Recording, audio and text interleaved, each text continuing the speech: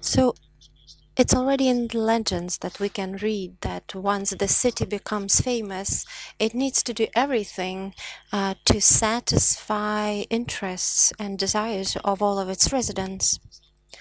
This is not only a dream. We're talking about specific actions. The first letters of the 1342 was the invitation to all nations and religions to come to Vilnius and settle here. Everybody was promised privileges and peace to create well-being for the humanity. And that was the threshold um, using the terms in the letters for the region was something very special and a novelty. And we can go back to that and we'll come back to the issue in 2023 when Vilnius will be celebrating 700 years anniversary. I'm very sorry about the slides. But the next step that witnessed that the dreams of the establishment of the city and the declaration of the early Middle Ages weren't just empty words, were the Atlas of Oldenburg, and in the middle of the 16th century, it covered 200 cities of Europe. And even this atlas already mentions Vilnius inviting business people to come. This equipment is probably very good, but something is not working. But entrepreneurs were invited to come to this safe city that was attractive to everyone. In 1579, before the Renaissance, Jesuits established the university, and that was the second step with coming enlightenment and cultural progress.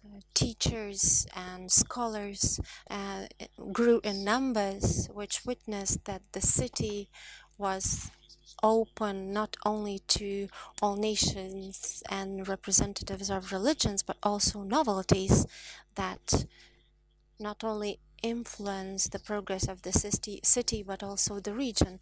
And that's reflected in the UNESCO declaration that talks about the protected heritage site in Vilnius, which talks that culture, diversity of the city is something to be safeguarded. And today, reading about the history and looking at the description of what we mean by exceptional value at the end of the 18th century and this grave 20th century, we've lost a big part of ethnic diversity that remained in the city throughout medieval times. So going further to the beginning of the 19th century, what happened in Lithuania and the Russian Empire are painful, difficult memories, but they witnessed that nations and cultures were not dormant, they continue existing. And there were uprisings of 1861 and 1863 demonstrated that it was not only Lithuanians and Poles resisted to the cultural oppression, but also other ethnic groups, nations that were oppressed. Knowing the history, you know that cultural rights were restricted, demanding to use one language and one ethnos, which reflected very painfully on the nations that lived in Vilnius throughout the history. The 20th century pre-war, this time was even more painful, that took down the crown of our culture and recreating the independence of Lithuania, and with domination of the Lithuanian nation in the city of Vilnius, sometimes it was forgotten that the culture of Vilnius is not the culture of Lithuanians, not Lithuanians only, and this diversity must be known and not forgotten. In 1994, once Vilnius was inscribed to UNESCO World Heritage List, we were made to start talking louder about this expression of cultural diversity. And this instrument, this legal instrument, needs and must help us to bring back the memory of the diversity throughout the history. So our task is that today, when we go back to ethnic communities, ethnic cultures, they have become the stimulus that helped states revive. In the case of Vilnius, the singing revolution, Sąjūdis, and the head of Sąjūdis is with us today. Honor to you, Professor. But that was the generator behind which the recreation of the state arose. And today, when we have this young state that is still looking for its path and answers, we have to understand, as we've heard from welcome address, we need to revive cultural dialogues and remember that our city has deep-rooted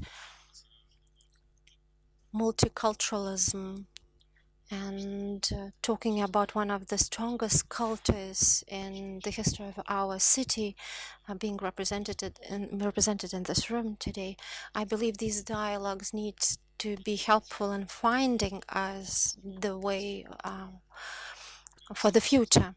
And talking about culture, one ethnos has its good things and bad things, and traditions are the power behind ethnos synergy and supporting each other and ensuring the humanistic progress. And recognition of ethnos in the past, even today in Vilnius today, we've heard from the mayor and others. We've mentioned a number of ethnos that are forgotten, and we need to rediscover them, to understand them anew and interpret it together with those who are leading towards the revival of the ethnos. And I believe that this workshop is going to be one of the instruments that will help us understand this diversity that used to crown the history of Lithuania. And there are a lot of important stakeholders, Lithuanian Jewish community, that could impact on some cultural and social dialogues, and that we don't have enough in Vilnius. Very often we speak in closed groups, and we have our traditions, and we don't really attempt to understand this or bring those traditions outdoors or outside the groups. Talking about the memorialization of the Great Synagogue, we need to look into ethnics and tradition. And the Jewish community since the mid-ages was very strong, and when we talk about its memorialization, we are talking about recognition of the past and the attempt to understand what's awaiting for us in the future. And the more intellectual power and ethnic power can be brought together, I believe that this city can have the revival. I believe this is why we need to consolidate these forces, and this community represents the global community of Jews that is able to provide us some wisdom into finding the trajectory of the city.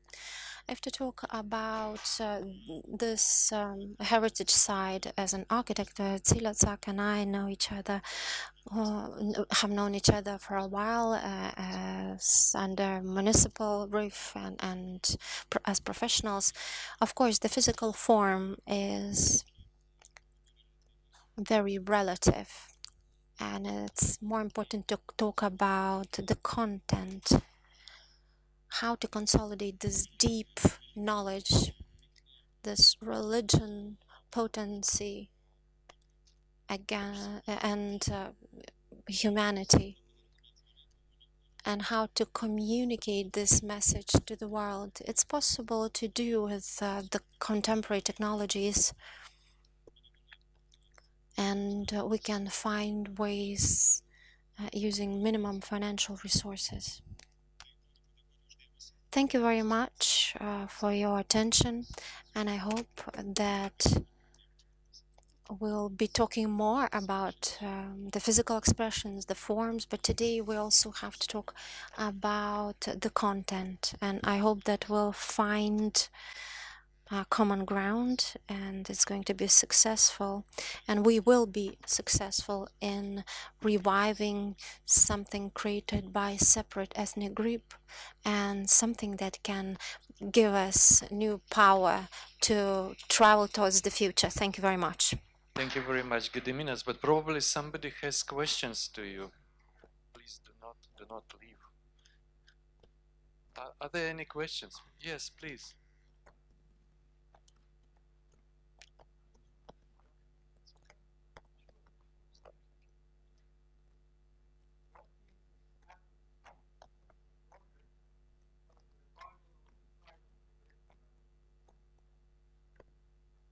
I don't think any particular status is given to the project. It's rather a good idea. The site have a status of the area of conservation because it's urban archaeology which is hidden beneath, and which are basically talking about. So the authenticity and those authentic elements which are still remaining there is the most important. And formally the status is that nobody can touch and do anything which is beneath the ground level. Is it sufficient answer? Thank you. Any other questions? Yes, please. Hello, my name is someone else with the mic? Or can I ask? My name is Avery Gosfield, and I had two questions actually. One is, our links, it's amazing about the status of Vilnius as a multi-ethnic city, but there are many other cities that have this kind of historical, one city that comes of course to mind is Venice, which also has the same kind of multi-ethnic makeup. Is there some kind of a network being constructed between the historically multi-ethnic cities in Europe? A very wide question. Vilnius, in fact, is a member of the World Heritage Cities Organization. So, and this is a global organization, and I must confess that most of the cities are international, multi-ethnics. There are nearly none of the cities which would be few ethnic based or something. So, and Vilnius is not an exclusion. So, in that organization, there is no any particular stress about the ethnic elements, but basically on the stresses on the convention, which I mentioned, on the variety of cultures. And this should be safeguarded and maintained, but each city and each responsible authority dealing with the World Heritage Sites and UNESCO properties. Okay, but it is a special, with a kind of a historical background, and when many ethnicities were welcomed and actually encouraged to move there. It's not the case of every city in Europe, I don't think. Or am I wrong? I don't have such an information. I cannot say you in general. Can I ask another question? What I wanted, is that all right? Yeah, and I believe this will be the last question. Okay, then I'll ask it later. Yeah, It's okay. Yeah. Anybody else? In 1994, when Vilnius was inscribed as a World Heritage Site, were there any remarks at this early phase in the management plan how to deal with the archaeological remains and the area around the Great Synagogue, or was it a process in the later years which was maybe constructed in the periodic reporting or other processes with ICOMOS? In fact, not. There were major objects that, mentioned in the list of the dominant objects of the site, of the UNESCO site, but no special mention of this particular object because it was gone. So, but the entire cultural layer or urban archaeological remains are mentioned in general as to be protective, as unique treasures, and that's it. So only the later decisions and decrees of the government, which were taken in 1999, were the specific documents that evidence about the need of a preservation of the object.